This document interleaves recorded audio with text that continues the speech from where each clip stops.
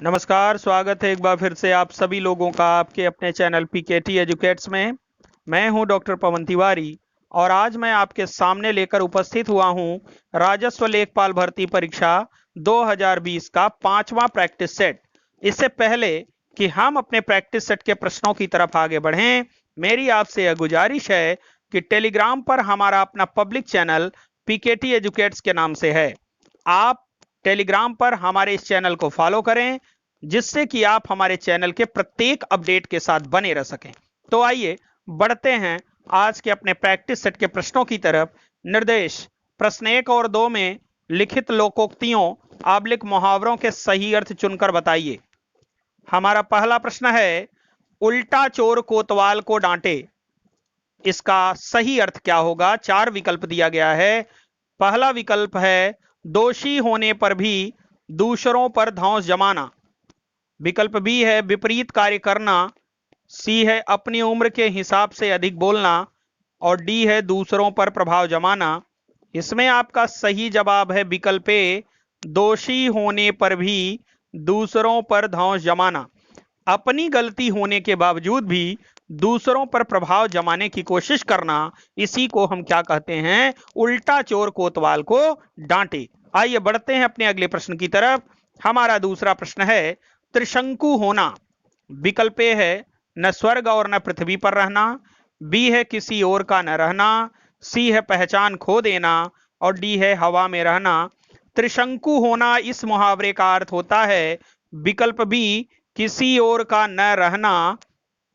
ये आपका यहां पर सही है, विकल्प बी। आइए बढ़ते हैं अपने अगले प्रश्न की तरफ। हमारा अगला प्रश्न है, निर्देश प्रश्न संख्या 3 और 4 में लिखित शब्दों के विलोम शब्द चुनिए। हमारा तीसरा प्रश्न है, अनुरूप।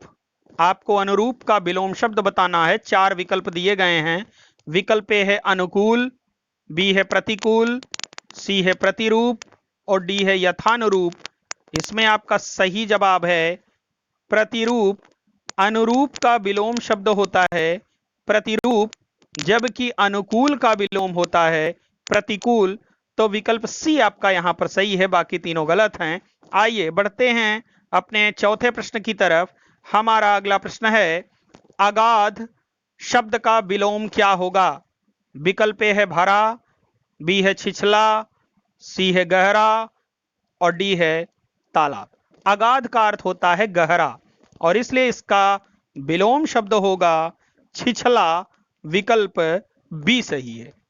आइए बढ़ते हैं अपने अगले प्रश्न की तरफ। हमारा 5वां प्रश्न है, जामाता शब्द का बहुवचन बताइए। जामाता का अर्थ होता है दामाद। विकल्प ए है जामाता, बी है जामातियों, सी है जामता और डी है जमाता गण। इसमें सही जवाब है आपका जामाता। विकल्प ए सही है। जामाता का बहुवचन भी जामाता ही होता है। आइए बढ़ते हैं अपने अगले प्रश्न की तरफ। हमारा अगला प्रश्न है, निम्नलिखित अनेकार्थी शब्द का दूसरा अर्थ बताइए। अरड़व सूर्य। अरड़व का पहला अर्थ इसमें बताया गया है सूर्य और इसका दूसरा अनेकार्थी शब्द आपको ढूंढना है इन 4 विकल्प में। विकल्प ए है चंद्रमा, बी है समुद्र, सी है तेज और डी है पत्ता। तो अरड़व का दूसरा अर्थ होगा विकल्प बी, समुद्र। अरड़व का अर्थ सूर्य भी होता है, समुद्र भी होता है और अरड़व का अर्थ इंद्र भी होता है। तो विकल्प बी आपका यहां पर सही है। अरड़व का अर्थ सूर्य के अतिरिक्त यहां पर समुद्र भी है। आइए बढ़ते हैं अपने अगले प्रश्न की तरफ। हमारा 7वां प्रश्न है, निम्नलिखित में से कौन सा शब्द वर्तनी की दृष्टि से शुद्ध है? विकल्प ए है पूजनीय, बी है पूजनीय, सी है पूजनीय और डी है पूजनीय। इसमें सही जवाब है आपका विकल्प बी, पूजनीय। पूजनीय शब्द सही है, बाकी तीनों ऑप्शन आपके गलत। आइए बढ़ते हैं अपने अगले प्रश्न की तरफ। हमारा अगला प्रश्न है, निर्देश प्रश्न संख्या 8 और 9 के वाक्यों में कुछ त्रुटियां हैं। वाक्य के जिस भाग में त्रुटि हो उसके अनुरूप अक्षर ए बी सी वाले गोले को काला करें। यदि वाक्य में कोई त्रुटि ना हो तो डी वाले गोले को पूरी तरह काला करें। हमारा 8वां प्रश्न है, शीला ने मम्मी को खाना बनाया, कोई त्रुटि नहीं। विकल्प ए है शीला ने, बी है मम्मी को, सी है खाना बनाया, डी है कोई त्रुटि नहीं। इसमें मम्मी को विकल्प बी में गलती है। वास्तव में यहां पर मम्मी के लिए होना चाहिए था, मम्मी को, गलत है।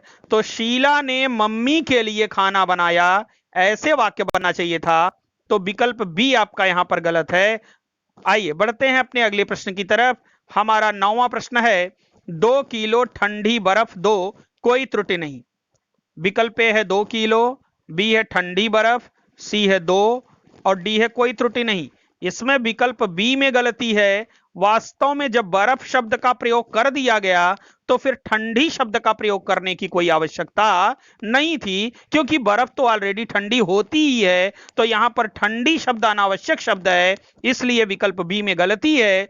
और यहां पर होना चाहिए था 2 किलो बर्फ दो, ठंडी शब्द का प्रयोग अनावश्यक होता, इसलिए विकल्प बी में गलती है। आइए बढ़ते हैं अपने अगले प्रश्न की तरफ। हमारा अगला प्रश्न है, निम्नलिखित में कौन सा शब्द तत्सम है? विकल्प ए है अचवन, बी है अजवाइन, सी है इलायची और डी है एकल पुत्र। अचवन तद्भव शब्द है, इसका तत्सम होता है आचमन। विकल्प बी अजवाइन है, अजवाइन भी आपका तद्भव शब्द है, इसका तत्सम शब्द होता है यवनिका। इलायची भी आपका तद्भव शब्द है, इसका तत्सम होता है एला। एकल पुत्र विकल्प डी आपका यहां पर तत्सम शब्द है और इसका तद्भव होता है इकलौता। इकलौता का तत्सम होता है एकल पुत्र। इन चारों ऑप्शनों में एकल पुत्र तत्सम शब्द है, बाकी तीनों तद्भव शब्द हैं। आइए बढ़ते हैं अपने अगले प्रश्न की तरफ। निर्देश प्रश्न संख्या 11 और 12 में निम्नलिखित वाक्यों के लिए एक शब्द चुनिए। प्रश्न नंबर 11 है हमारा, किसी भवनादि के खंडित होने के बाद बचे भाग को क्या कहते हैं? विकल्प ए है झोपड़ी, बी है भग्नावशेष, सी है पुर और डी है बियाबान। इसमें सही जवाब है आपका विकल्प बी, भग्नावशेष। भवन आदि के खंडित होने के बाद बचे भाग को क्या कहते हैं? भग्नावशेष कहते हैं। विकल्प बी सही है। आइए बढ़ते हैं अपने अगले प्रश्न की तरफ। मयूर की तरह आंखों वाली नायिका को क्या कहते हैं? विकल्प ए है मयूरी, बी है मयूरभंजी, सी है मयूराक्षी और डी है मयूरेशम। इसमें सही जवाब है आपका विकल्प सी, मयूराक्षी। मयूराक्षी का अर्थ होता है मयूर जैसी अक्षी अर्थात आंखों वाली। आइए बढ़ते हैं अपने अगले प्रश्न की तरफ। हमारा नेक्स्ट प्रश्न है, प्रश्न संख्या 13 और 14 के वाक्यों में आए रिक्त स्थानों की पूर्ति कीजिए।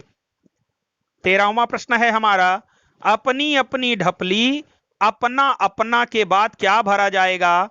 विकल्प ए है प्रेम, बी है स्वर, सी है राग और डी है डंडा। इसमें विकल्प सी भरा जाएगा, राग। अपनी अपनी ढपली, अपना अपना राग, यह आपका वास्तव में लोकोक्ति है और विकल्प सी आपका यहां पर इसमें भरा जाएगा। तो आपका सही लोकोक्ति क्या बनेगा? अपनी अपनी ढपली, अपना अपना राग। आइए बढ़ते हैं अपने अगले प्रश्न की तरफ। हमें अपने मां बाप की आज्ञा का करना चाहिए। विकल्प ए है अवहेलना, बी है पालन, सी है मान और डी है प्रतिकार। तो मां बाप की आज्ञा का बी विकल्प सही होगा, पालन करना चाहिए। जी हां, हमें अपने मां बाप की आज्ञा का पालन करना चाहिए। बाकी तीनों विकल्प गलत हैं। आइए बढ़ते हैं अपने अगले प्रश्न की तरफ। हमारा अगला प्रश्न है, अम्पटु। अम्पटु शब्द का पर्यायवाची शब्द बताइए। विकल्प ए है बंदर, बी है रोगी, सी है मूर्ख और डी है दुष्ट। इसमें सही जवाब है विकल्प बी, रोगी। अम्पटु शब्द का अर्थ क्या होता है? रोगी होता है। और रोगी का इसके अलावा भी कई पर्यायवाची शब्द है, जैसे बीमार, अस्वस्थ, रुग्ण, व्याधिग्रस्त, रोगग्रस्त, आतुर, आमयावी, विकृत, व्याधित, अम्पट तो आप जान ही गए हैं, अभ्यमिट, अभ्यांत, ये सब रोगी के पर्यायवाची शब्द हैं। तो आइए बढ़ते हैं अपने अगले प्रश्न की तरफ। महौषधि में कौन सी संधि है? विकल्प ए है वृद्धि स्वर संधि, बी है यण संधि, सी है गुण संधि और डी है दीर्घ संधि। मैंने आपको कई बार बताया है, एक बार फिर बताता हूं। यदि कोई शब्द हो, उस शब्द के बीच में अ की मात्रा या औ की मात्रा कहीं दिखाई दे तो तुरंत समझ जाइए कि वहां पर वृद्धि स्वर संधि है। आप यहां देख सकते हैं, महाधन औषधि या महाधन औषधि बराबर महौषधि होगा, और औ की मात्रा यहां पर आपको दिखाई दे रही है बीच में, तो वृद्धि स्वर संधि हो गया आपका यहां पर महाधन औषधि या महाधन औषधि बराबर महौषधि हो गया। विकल्प ए आपका यहां पर सही है, यह वृद्धि स्वर संधि है। आइए बढ़ते हैं अपने अगले प्रश्न की तरफ। हमारा अगला प्रश्न है, घुड़सवार में कौन सा समास है?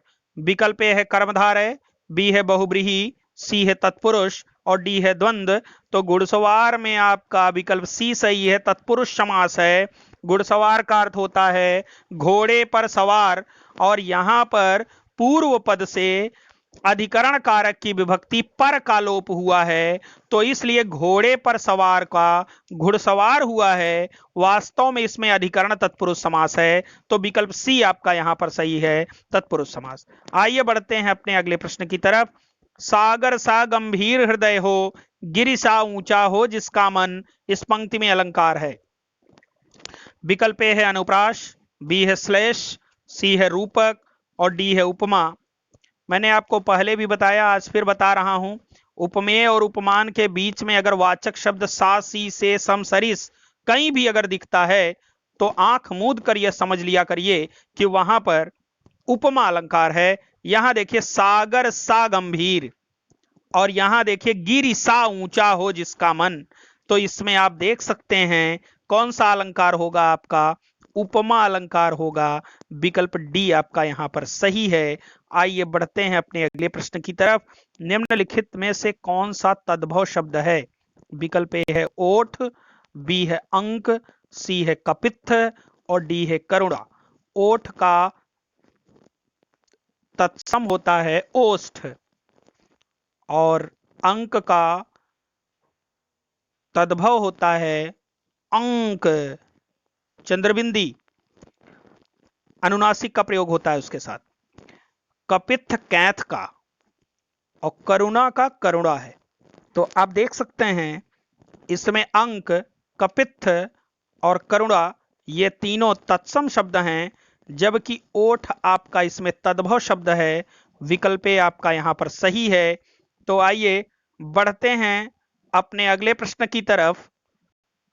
निर्देश, प्रश्न संख्या 20 और 21 में लिखित वाक्यों में से सही वाक्य का चयन कीजिए। विकल्प ए है शायद आज आंधी अवश्य आएगी, बी है चंद्रशेखर आजाद स्वतंत्रता सेनानी महान भारत के थे, और सी है हाय वह नहीं रहा, और डी है हाय वह नहीं रहा। इसमें जो पहला आपका विकल्प है, इसमें अवश्य शब्द का अनावश्यक प्रयोग किया गया है। जब संभावना व्यक्त की जा रही है तो अवश्य शब्द नहीं आना चाहिए। शायद आज आंधी आएगी ऐसे वाक्य बनना चाहिए था, इसलिए यह वाक्य आपका गलत है।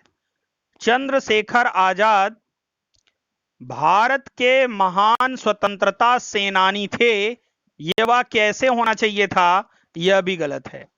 हाय वह नहीं रहा, यह वाक्य भी गलत है, क्योंकि हाय के बाद यहां संबोधन सूचक चिन्ह का प्रयोग नहीं किया गया है, जबकि विकल्प डी में यही वाक्य यहां पर सही है, क्योंकि हाय के बाद संबोधन सूचक चिन्ह का प्रयोग हुआ है। तो विकल्प डी आपका यहां पर सही है, बाकी तीनों वाक्य आपके गलत हैं। आइए बढ़ते हैं अपने अगले प्रश्न की तरफ।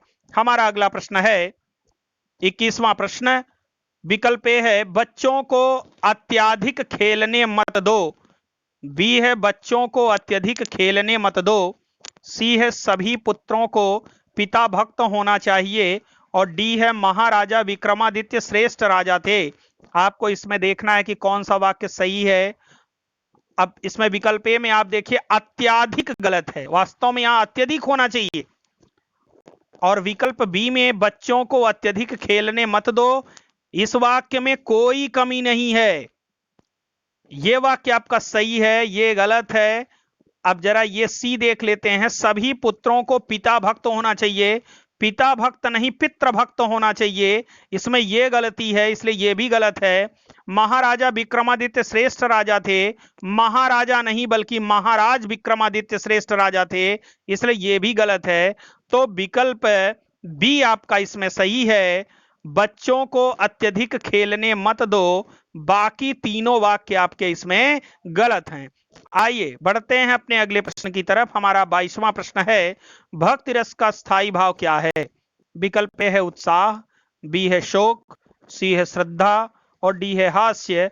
इसमें सही जवाब है आपका विकल्प सी, भक्ति रस का स्थायी भाव भगवत भक्ति या श्रद्धा होता है।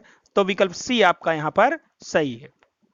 आइए बढ़ते हैं अपने अगले प्रश्न की तरफ। वह पत्र लिख चुका होगा, इस वाक्य में कौन सा भूतकालिक भेद है? विकल्प ए है आसन्न भूतकाल, बी है संदिग्ध भूतकाल, सी है सामान्य भूतकाल और डी है पूर्ण भूतकाल। हमेशा याद रखिए, अगर कभी भी किसी वाक्य के अंत में चुका होगा, चुकी होगी, चुके होंगे, या होगा, ई होगी, ये होंगे, आ होगा, ई होगी, ए होंगे, ऐसे शब्द जुड़े रहते हैं तो वह सदैव संदिग्ध भूतकाल होता है। तो विकल्प बी आपका यहां पर सही है, बाकी तीनों गलत हैं। आइए बढ़ते हैं अपने अगले प्रश्न की तरफ। वृक्ष से पत्ते गिरते हैं, इस वाक्य में कौन सा कारक है? विकल्प ए है संप्रदान कारक, बी है कर्ता कारक, सी है कर्म कारक और डी है अपादान कारक। यहां पर वृक्ष से पत्ते अलग हो रहे हैं और जब अलगाव की स्थिति होती है तो वहां अपादान कारक होता है। विकल्प डी आपका यहां पर सही है। आइए बढ़ते हैं अपने अगले प्रश्न की तरफ। हमारा अगला प्रश्न है, चौधरी शब्द का लिंग परिवर्तित कीजिए। विकल्प ए है चौधरी, बी है चौधरानी, सी है चौधराइन और डी है चौधरीन। इसमें सही जवाब है आपका विकल्प सी, चौधरी शब्द का स्त्रीलिंग होगा चौधराइन। और इसी के साथ आज का आपका यह प्रैक्टिस सेट समाप्त होता है। मुझे पूरी उम्मीद है कि आपको सारे प्रश्न बेहतर तरीके से समझ में आए होंगे। तो अब मैं लूंगा आपसे विदा। That's all, thanks to all of you.